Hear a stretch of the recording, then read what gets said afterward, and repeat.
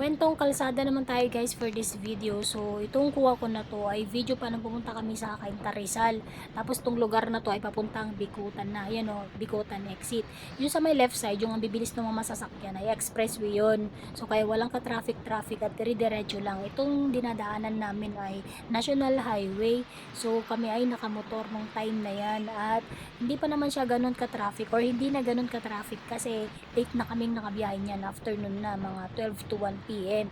So kung makikita nyo yung pinagkaiba dun sa may expressway, dire-diretso lang talaga kasi papunta lang na way yan.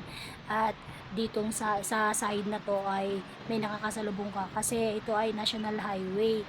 So yan yung difference no, expressway at saka National Highway kadumaan kapag ka ikay babiyahe. So marami kaming riders na nakasabayan na yun, yung mga nasa unahan at mga nasa gitna kasi nag-overtake sila. Ayun o, nakita nyo, nag-overtake sila sa may left side nung jeep. Yun yung proper way ng pag-overtake sa may left side ng mga sasakyan kapag ka ikaw ay nakamotor. Pero make sure lang na wala kang makaharap at hindi ka maiipit ng mga sasakyan kasi takaw disgrasya din yun. So much better, wag nang mag-overtake at diretso na lang sa biyahe para iwas aksidente. So yung sunod na video naman dito, ipapakita natin naman yung itsura ng biyahe namin kapag ka sa gabi.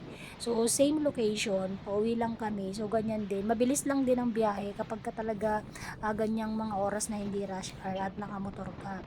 So ayan, ayan yung sa Skyway, at saka yan yung sa expressway sa my right side. Salamat guys sa panunod lagi na aking video. Tapusin sana ito hanggang sa dulo. Bye!